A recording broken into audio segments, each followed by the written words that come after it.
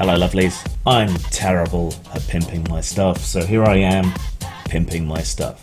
Please like, subscribe, and most important of all, share, so that people can discover me and all the wonders that I offer.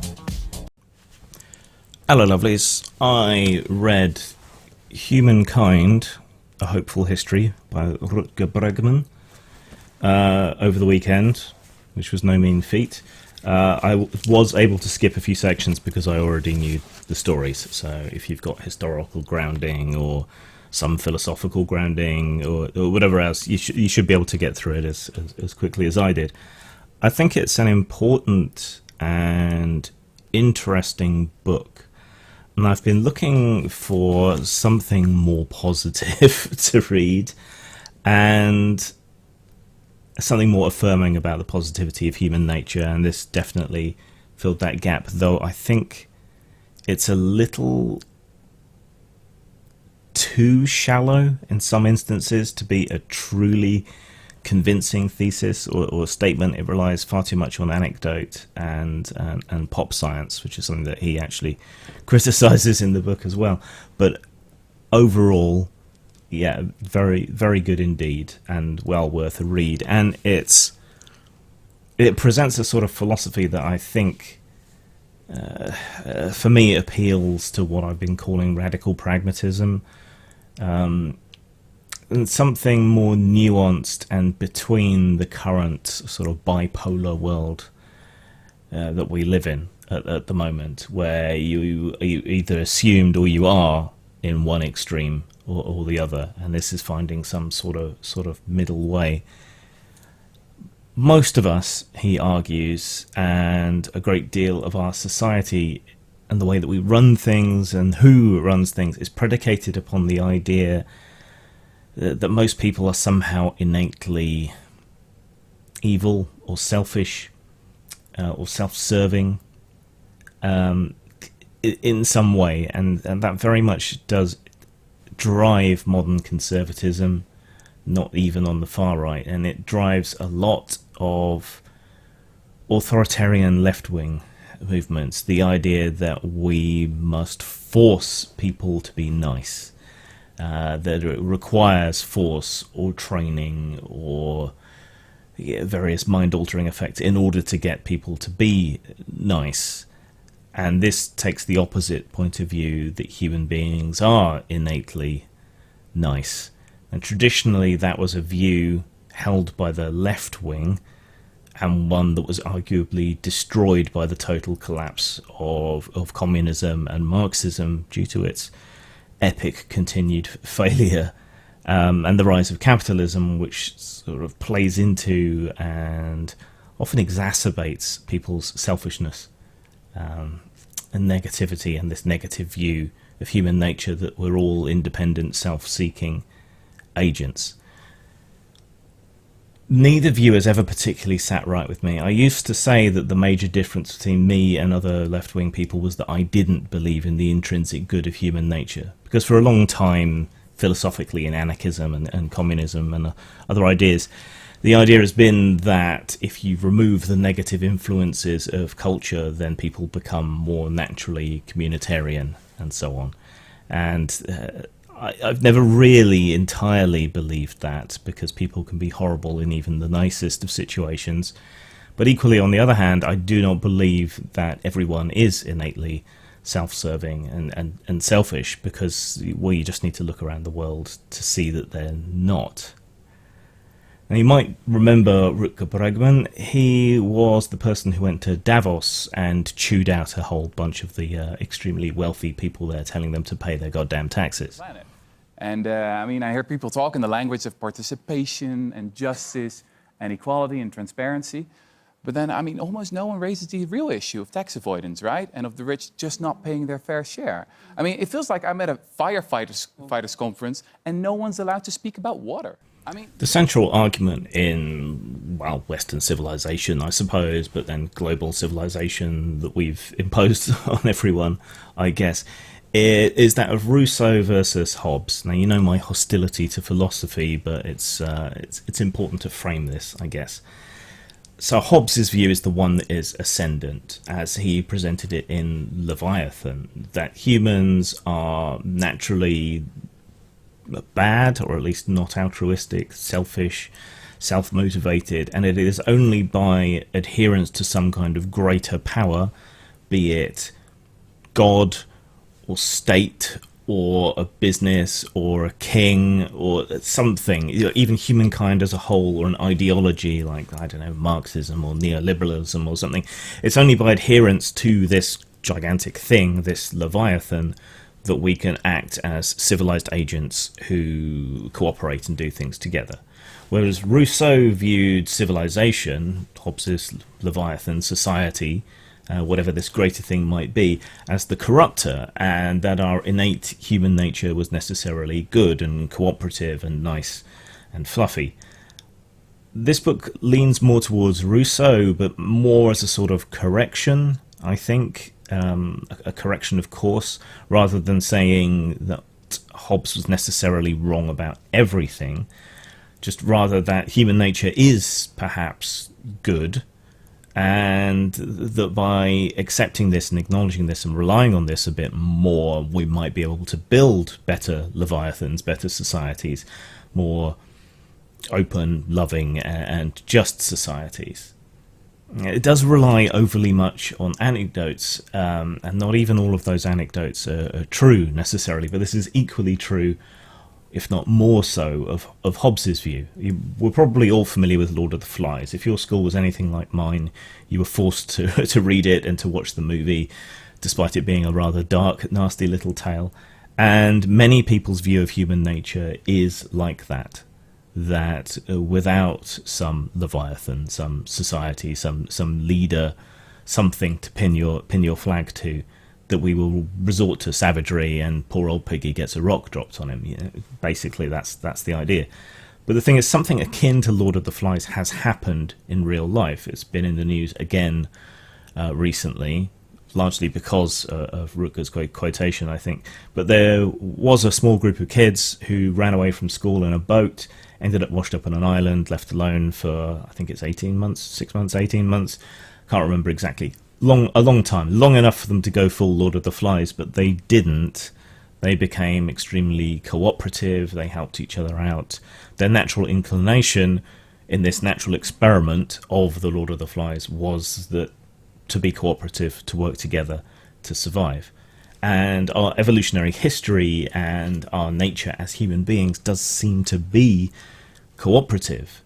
You know, we're not particularly more intelligent or quicker on the uptake than other animals. Our big brains largely seem to be tuned to our social interactions, weeding out liars or lying to people, maintaining all manner of different social relationships and remembering our social relationships and modeling other people's behavior to anticipate it and so on.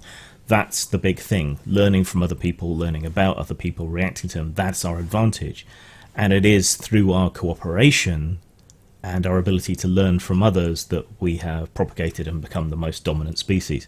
So humanity's big trick isn't claws or teeth or regenerating tails or whatever other strategy various other animals might have engaged in, but it's a form of intelligent social intelligence. Unlike eusocial creatures like ants or bees or whatever, we're all smart, we're all intelligent to a degree, we can all learn from one another, and we can all cooperate towards a common goal.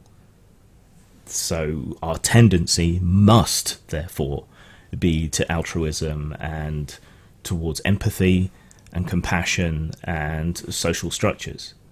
So you still have to explain how other things go wrong, how people can be cruel and vicious and monstrous. You still have to explain that, but if we accept that, if we understand that we are social animals, social beings, learning beings, and this is our advantage, and this is what has made us so successful as a species, then the sort of Hobbesian view falls down fairly rapidly. And this is in spite of lots of experiments and so on in the past that would seem to confirm the Hobbesian view, like the Stanford Prison experiment or Milgram's shock machine. and those are taken to support it. But the book spends quite a lot of time going into detail on how a lot of these studies and anecdotes are flawed. I won't go into all of that here, it'll take far too long. But we can look at other real-world anecdotal examples of where people didn't react in a Hobbesian way, and he uses those anecdotes against the other anecdotes. So, the Blitz. Before the Germans started wholesale bombing of London and other cities in the UK, there was a huge amount of concern amongst the sort of British high command and the government that the British spirit would break almost immediately once the bombs started falling down, and that the army wouldn't even be able to fight the Germans. They'd be too busy putting down unrest at home. So various measures were undertaken to try and scrabble and provide more shelters, to have troops and police ready to deal with this. Then the Blitz came, and people didn't react in the same way that anyone anticipated. People picked up the rubble, went back to work. People just kind of got used to it almost, and banded together, accepted people into their houses if their houses survived, shared what was left, disarmed what had happened with humour. There's one anecdote in there about a pub or a bar or a cafe or something that got bombed, and they put a sign out front saying "more open than usual." This is something that we've taken on board as being part of the essential British character, that we are somehow enduring and face down problems with good humour, that we can take it, that we have fortitude, what the Finns call sisu, the ability to carry on regardless, in spite of everything. But even though that happened at home, we still engaged in strategic bombing of civilian targets in Germany, because we thought that this was somehow something unique about the British character. But it turned out that the German civilians responded in exactly the same way. They just kind of got used to it, they just kind of ignored it. It wasn't particularly demoralizing. In fact, it brought people together. You know, there are other anecdotal examples of this as well. During World War I, we all know the story of the Christmas truce, right? So the Tommies and the Hun on the front, and then some French soldiers as well, found that they had a common humanity that reached across the lines, and a camaraderie that was stronger than their sense of loyalty to Hobbes's Leviathan, to state or king or whatever else. You know, here were other people stuck in the same situation as them, far from home, just trying to do their best for their friends, which is an important thing to look at. And they found a solidarity there, to the extent where they continued to refuse to attack each other, to shoot at each other. They were smuggling notes between the lines saying, "Look out, there's going to be an attack tomorrow. You know, keep your head down. Well, we won't be aiming to kill you." That sort of thing. Or warning, there's a general coming, so we're going to have to shoot at you today. Things like that. And in the end, generals on both sides of the lines rotated those troops out and put in fresh troops who didn't have that sense of camaraderie and identity, common identity, as sort of working class dupes who'd been sent to fight for other people's wars. And the slaughter resumed after that point. But all of these things show this common humanity. And even in soldiers in war, killing another human being is a really hard thing, and most people don't do it. And our militaries have gone about ways to make it possible, making it a reflex action, drilling people to just shoot down targets without a thought instantly. This is very well exemplified in fiction, in Full Metal Jacket, how the Marines and so on are trained, right, to be killing machines. But this causes enormous problems for these people when they come home with PTSD and so on. Killing's a hard thing. People seem to naturally want peace and to take care of each other, but you still have to explain how and why it is that good people do bad things, that something like the Holocaust can take place. So how do you do that? How do you explain that if human nature is intrinsically good and doesn't really lead you to do bad things naturally? Speak about water. I mean, this is not rocket science. I mean, we can talk for a very long time about all these stupid philanthropy schemes. We can invite Bono once more, but come on, we got to be talking about taxes. Yeah, exactly. That's it, taxes, taxes, taxes. All the rest is bullshit, in my opinion. So weirdly, the thing that Bregman argues can make us do terrible, awful, nasty things is empathy.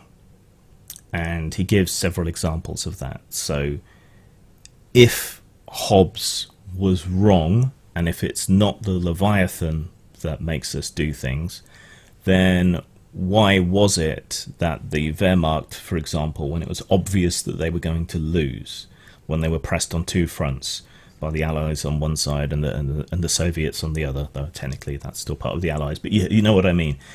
While Germany was being sandwiched, while it was obvious that it was going to lose, why did the Wehrmacht fight so hard if they weren't loyal to the Nazi party, if they weren't loyal to Hitler? And there goes my monetization. And it's because, and this has been borne out, it's because the soldiers had a sense of camaraderie with each other. And they wanted to look out for each other, and they didn't want to let each other down. And this is shown time and time again throughout history. We've only really had the modern sort of psychological notations and insights into this from the 20th century, really. So World War I, World War II, the kind of campaign in the Pacific, Vietnam, and so on. Soldiers, I've seen this in interviews, but the penny's never entirely dropped. They always say how it's about their friends looking after their buddies, all the rest. It's that coming together. And that also helps explain the Spartans, I suppose, why they were such an effective fighting force. And so much of what it was that made them an effective fighting force seems to have been that sense of brotherhood and camaraderie. They would live in collected barracks. They would have homosexual relationships with each other. And this was part of their martial spirit. If you're fighting alongside your lover, your brother, someone you spent so much of your life and your time with, you're far more likely to fight hard to defend them and protect them, not to let them down, than you are some distant king or ruler or some spurious ideology and so on. Which isn't to say that people can't be ideologically possessed or captured by a spirit of nationalism and so on, but just for the majority of people, it seems to be that what's important to them when it comes to these extreme situations is them and their friends and their family, and that's who they're fighting for, not this distant ideal or figure or cause, just for each other. And indeed, successful attempts to defuse terrorists or to demoralize opposing forces have played off that, encouraging people to come home or to forgive them, or that your family misses you, that sort of thing is far more effective than saying, this far distant person or ideology or whatever that you're supposedly fighting for is taking you for a ride or whatever. Yeah, well, they might be, but I'm not fighting for them. I'm fighting for Joe Bloggs next to me. So our empathy can corrupt because if we strongly identify enough with our group and we other another group as a threat to our group, you're going to fight for people that you know, people that you love, the group that you're a part of, rather than the other group. And empathy blinds us because we're empathizing with the people that are close to us, who we care about, whereas compassion is a much broader idea where we can see the other people as being in a similar situation to ourselves, and we can care about them through compassion in a way that we can't with empathy necessarily. So there's an example of an experiment that he gives where they have a list of people who are due donor organs, and you start off by not personalizing any of it, and get people to say, "Oh, how would you order who gets a transplant first?" Considering that people lower down the list are more likely to die. And at a certain remove, people are capable of being rational and logical about that. But if you introduce a story, if you tell them the story about one of the people on the list, you say, "Oh, it's this sick little girl, she's a talented musician," or whatever, blah, blah, she's got a whole life ahead of her, so on, right? And then you ask them, they'll tend to put her to the front of the list, forgetting that everyone else on that list is also a human being with unique traits and motivations and life and parents and siblings and whatever else who will miss them. because of the way he explains it, empathy is a spotlight, whereas compassion is broader.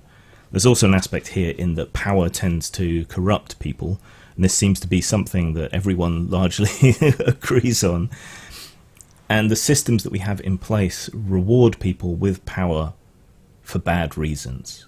So there's a reason that the heads of companies are much more likely to score high on psychopathology, for example, than regular people.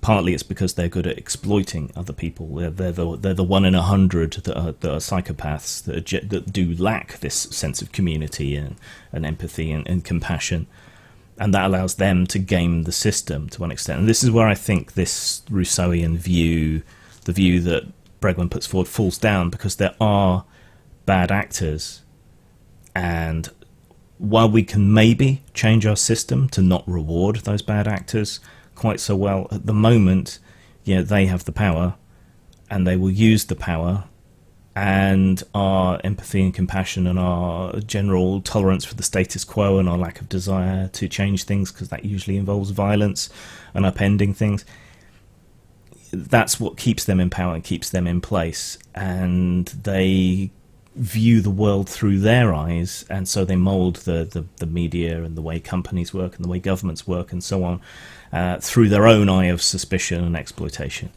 which is a very communistic point of view, in the idea that society somehow corrupts people, and if we remove those corruptions, then society will automatically get better. But as I think history has shown, that hasn't worked out that way in states that have attempted to reach communism. So he suggests that we should breed our compassion more than our empathy, and that perhaps we should change systems to bring in more people to disperse power rather than concentrating it in any one particular place. And this is stuff I'm all on board with, but I'm not sure how you get there while that 1% of psychopaths has and wields most of the power and shapes our society in a way that reinforces that psychopathic, sociopathic view of humanity. I don't know how you necessarily make that change. There are suggestions, but I don't know how you get to them from this. A way to understand how, 1 in 100 people being selfish dirtbags going against the human nature of the rest of us, a way to understand how that can be so powerful and so disruptive, I would say, is if you imagine a movie theatre that seats a few hundred people, right? All it takes is one person in that audience to be a dick, to talk over the film, to have a loud conversation with his friends, to use his phone, to crinkle around in a bag or whatever, and he's ruined the experience for hundreds of other people. So it's easy to see how one person in one particular position can create a negative impression or disrupt society or disrupt enjoyment for even hundreds of other people. So that's the way I would look to understand it, is that it may only be 1 in 100 people who is a cheat, who is antisocial, who is exploiting and cheating others, right? But that has a massively disproportionate effect on society, particularly if they end up in a place of power. So how do we solve it? How do we make change? And he talks about various examples and things throughout the book. And there is this intrinsic motivation that we all have. There's a management guy called Jos de Blok, who is this big campaigner for a hands-off, almost kind of no middle management at all approach to business. And this has been really successful. So given that it's been really successful, the productivity is up, that you're not having to hire all these middle managers and so on, that you're not having to sort of watch over everybody. Given this is such a huge success as a business strategy, why hasn't it taken off? And there is this huge amount of inertia and this idea that this is the way that things are done and this is necessarily better, and that managers watching over your shoulder keep everyone motivated and moving. But Jos de Blok's approach works, and it doesn't involve that. If people want extra assistance or oversight or management, they ask for it in his system. Otherwise, it's down to the people themselves to do things, and everyone shares more evenly in the profits of that work. These are the central ideas, and this creates a much more intrinsically motivated way of doing things, where you're not being forced, where you have that camaraderie, and that is what motivates you, rather than a leadership person, someone bearing down on you. You know, you feel a responsibility to those around you and to the company as a whole. It's a much more cooperative model, I think, and it's a shame we don't see more cooperatives being run, but they're just not that easy to set up, and there's a lot of inertia in society and in our systems like banking and loans and so on that really stands in the way of doing that. But that's important and interesting. It also talks about democratization. So there have been various experiments in which either resources are democratized and held in the commons. You can look at Alaska, or various basic income experiments, which obviously is in the news a lot lately, where these have had massive positive effects, where people don't just take the money and sit on their ass, if in the case of universal basic income, but they take that money and they use it to make more risks, to start their own businesses, or to become carers because they can now afford to do that, or to spend more time with their kids. Societally, it is a hugely healthy thing to do. And even on budgetary concerns, there are experiments with democratization where local government brings in ordinary people as part of a forum and has them participate in budgetary decisions. You know, where should we put this money? Where should we take money away from? And this rapidly engages people in the political process, makes them interested in policy, and makes them more willing to pay more taxes. Once they see how the sausage is made, how the money is spent, where it goes, what it does, they can see the intrinsic good in that more. That it's not some distant, unengaged person making the decisions, but the more you put those decisions in the hands of the people locally, where the money is spent, the more people buy in, the more engaged they get. So this suggests that the way forward is a more participatory democracy that engages on the local level. Now, I think that's a good idea, but I'm pro-EU, so isn't there a contradiction there? Well, no, because one of the founding principles of the EU is that decisions should be made as locally as possible. So that is a model I can get behind, that we should bind together into larger common identities as Europeans or humans or Earthicans or whatever, but equally all decisions and money spending decisions and so on, these should all be made as locally as possible with as much participation as possible. So yet again, this takes us back to a more Scandinavian model, which is very much based on very sort of local decisions, and then higher decisions are made at the levels they need to be taken. So a town makes a decision at a town level, a region makes a decision at a region level, a country makes a decision at a country level, and so on. That seems to me to be an obvious way of going about things, and obviously ties in with my sort of anarchistic motivations. But there is still a lot of inertia there, and bureaucracy, and people in power who do not see humanity in that way and don't believe people can be trusted. And to an extent, that is also right, because people can be misled, because empathy is a spotlight and it can blind you to bigger issues. Like if we look at the EU referendum in this country, the people who were against remaining in the EU very much presented it as an us versus them thing, which it wasn't. It was more like a civil war, and they weren't argued with in a way that was effective, that showed them that they benefited, that we're all one commonality. So yeah, it's hard to make change, and it's hard to create compassion for other groups, but we do know how that's done as well. There's that black guy who talks to white supremacists, and his one-on-one conversation and friendship has been more effective than billions of dollars put into anti-defamation groups or whatever else. They make almost no dent, whereas demonstrating your common humanity side by side does make an effect, personalizes the other.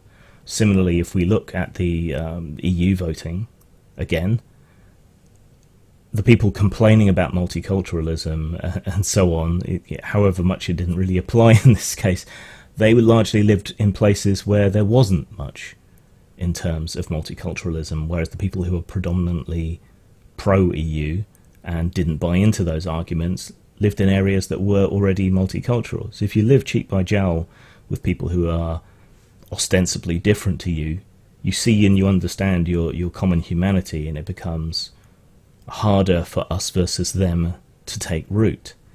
But even that us versus them attitude, it comes from a good place.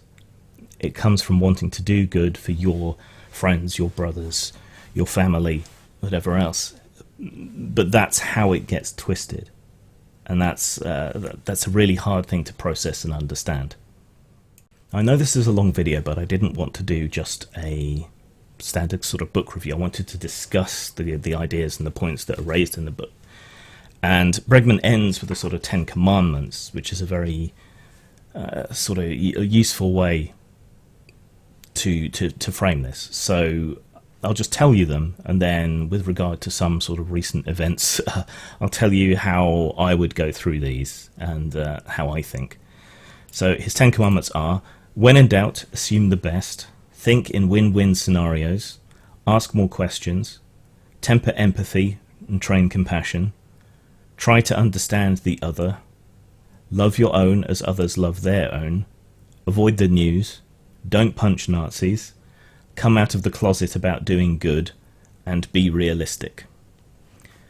So I think that's good. That's better than the original 10 Commandments. Some of those need a bit of explanation, so I'm just going to go through them with regard to some recent events in and around me as a way to discuss them. So when in doubt, assume the best.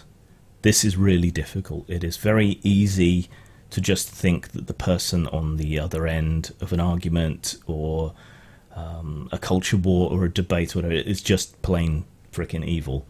Right? It's a lot easier to suggest that, or that they're being false, or that they don't believe what they say, and that's certainly possibly true for about 1 in 100 people. They are out to exploit people and situations and to grift and so on, but that's only one person out of 100. So if you go in with that kind of attitude before someone's really proven that that's what they're doing, you're going to be wrong most of the time. All right, not 99 times in 100, because people who get to levels of prominence are often ambitious and psychopathic or sociopathic in one degree, because our society encourages and endorses that in a lot of ways.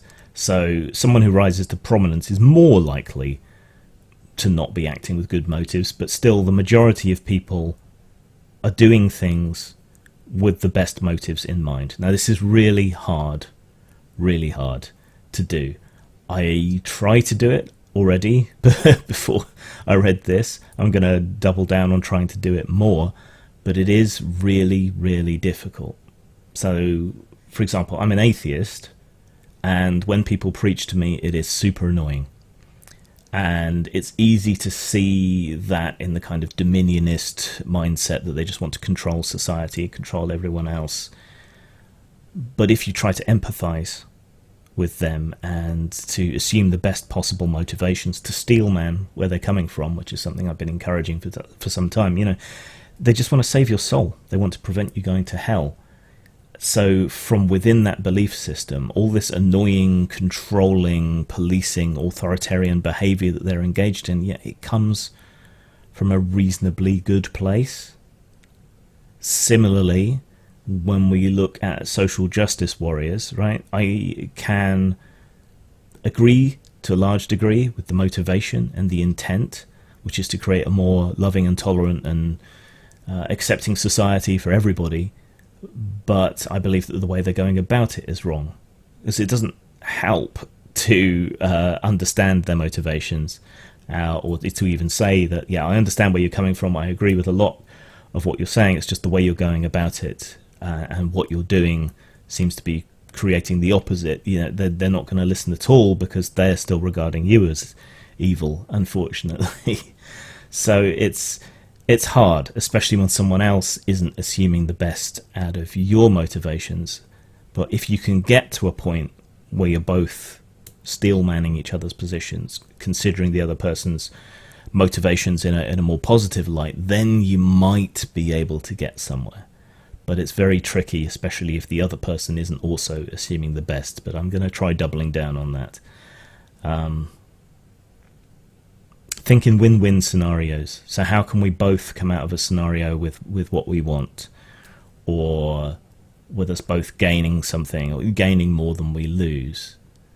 Now, recently I quit inappropriate characters because I reached a point where I just couldn't accept anymore what Pundit was saying about coronavirus and not locking down and all the rest of it, because it was going to lead to deaths. And indeed, we've seen 2 weeks after countries start to relax, we see the infection rates and so on going up by and large. So, I was right there.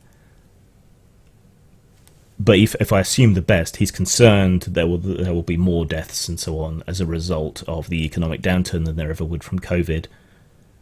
Right, you can understand that point of view. In that case, I don't necessarily think he's being honest, because he hasn't shown a lot of compassion for people in poor situations and so on in the past. So it seems like a bit of a double standard to win an argument. But what would be a win-win situation for us there? I tried everything to come to some kind of accommodation, to get him to empathise or have compassion for my point of view. That didn't happen. So I think what we've actually got here is a win-win scenario. I leave, I keep my conscience clear, I don't have to stay up till 4 a.m. from time to time. I've registered my protest. They get to keep the podcast going.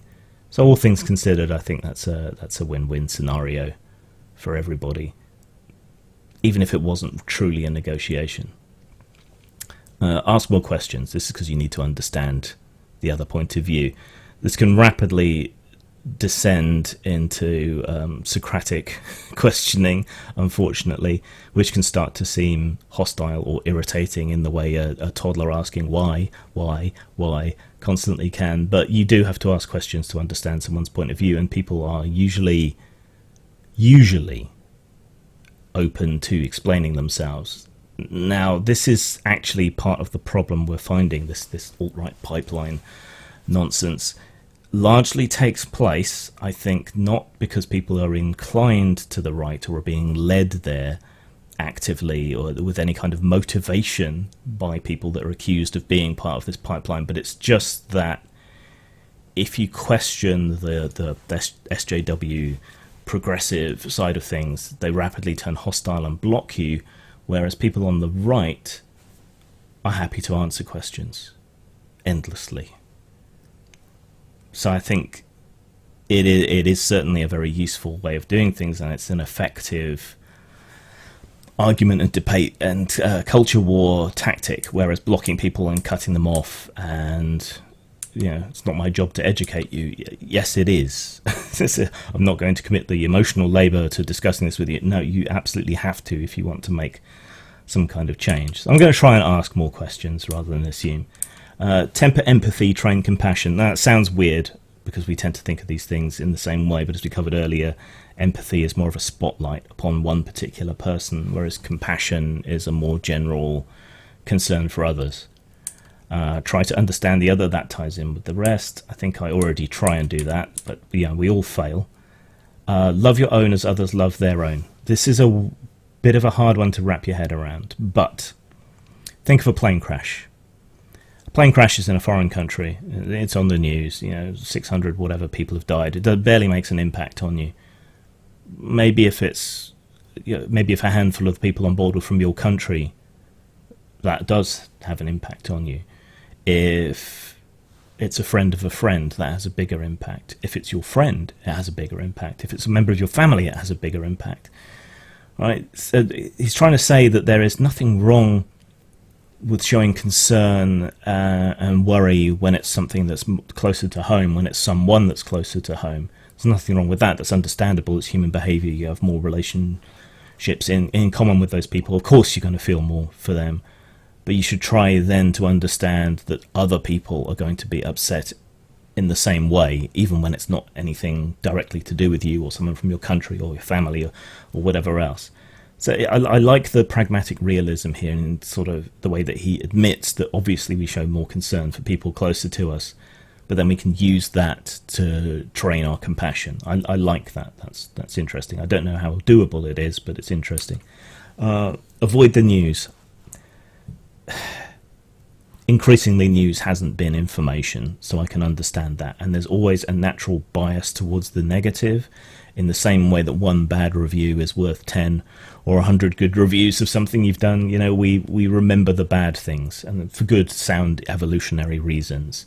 It's more important to remember bad things so you can avoid them in the future. Yeah, it makes sense. But the news is always presenting the more negative, nasty stories, and it can create an impression of a more hostile and negative world than actually exists.